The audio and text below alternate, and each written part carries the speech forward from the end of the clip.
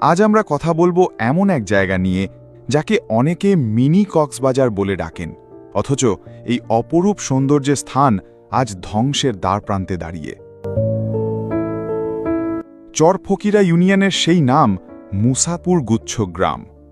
নোয়াখালীর কোম্পানীগঞ্জ উপজেলার বুক চিরে বয়ে গেছে মেঘনার শাখা নদী, আর এই নদীর পার ঘেঁষেই গড়ে উঠেছে মুসাপুর গুচ্ছ গ্রাম, যেটি আজ এক প্রাকৃতিক সৌন্দর্যের লীলাভূমি। খোলা আকাশে সূর্যের লুকোচুরি খেলা, নদীতে ট্রলার আর নৌকার ছুটে চলা, আর তার সঙ্গে সারি সারি নারিকেল গাছ এক অনন্য মায়াবী পরিবেশ সৃষ্টি করেছে এখানে।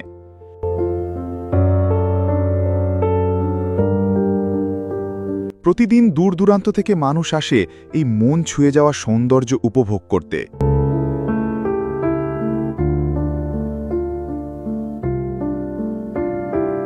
পরিবার নিয়ে দিনভর পিকনিক, ছোটদের আনন্দধ্বনি আর ক্যামেরায় বন্দী হওয়া প্রাকৃতিক রূপ, এ যেন এক স্বপ্নপুরী।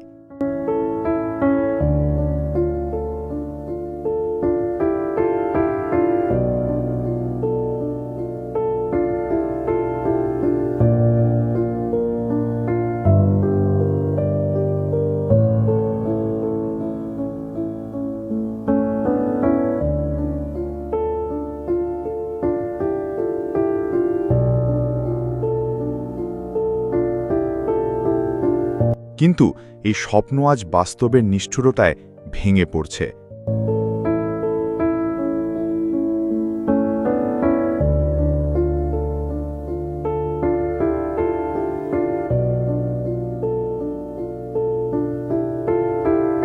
কয়েকদিন আগে মুসাপুর রেগুলেটর নদীগর্ভে বিলীন হয়ে গেছে, যেটি ছিল এই এলাকার প্রধান সুরক্ষা দেওয়াল।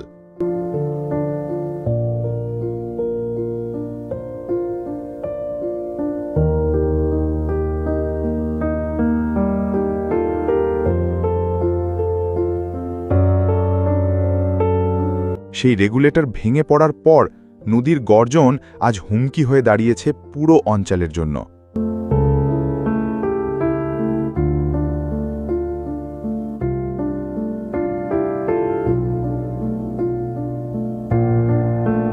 রেগুলেটরের আশেপাশে থাকা অনেক ব্লক সরে গেছে, আর যদি এই ভাঙন থামানো না যায় তাহলে শুধু মুসাপুর না, এর সঙ্গে ধ্বংস হয়ে যাবে এখানকার কৃষি, মানুষের ঘরবাড়ি, জীবিকা আর এক অপূর্ব প্রাকৃতিক পরিবেশ।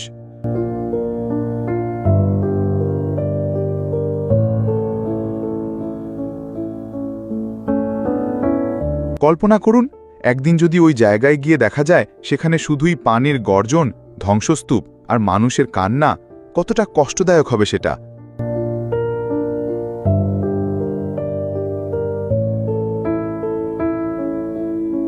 আমরা উন্নয়নের গল্প শুনি, মেগা প্রকল্প দেখি, কিন্তু আমাদের এই ছোট ছোট প্রাকৃতিক সৌন্দর্যগুলো যদি রক্ষা না করি তাহলে ভবিষ্যৎ প্রজন্ম এসব কিভাবে দেখবে? তবে এখনও সময় আছে। যদি এখনই সরকার ও স্থানীয় প্রশাসন উদ্যোগ নেয়, যদি ভাঙা রেগুলেটরটি মেরামত করা হয়, যদি পাড়গুলোতে আবারও ব্লক বসানো হয়, তাহলে এই সৌন্দর্যকে রক্ষা করা সম্ভব।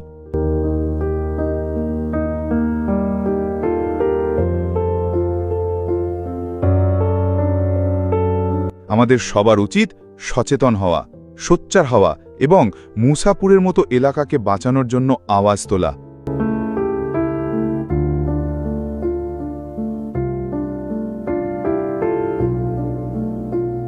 আপনিও পারতেন এই ভিডিওটা স্কিপ করে চলে যেতে, কিন্তু আপনি থেকে গেছেন।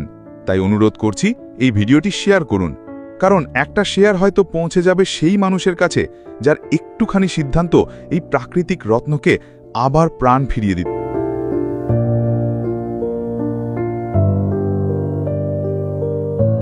আমি আরিফ, এই ছিল আমাদের আজকের গল্প মুসাপুর, হরতে বসা এক সৌন্দর্য। পরবর্তী ভিডিওতে আসব নতুন কোনো বাস্তব গল্প নিয়ে। ততদিন পর্যন্ত সুস্থ থাকুন, সচেতন থাকুন এবং প্রকৃতিকে ভালোবাসুন।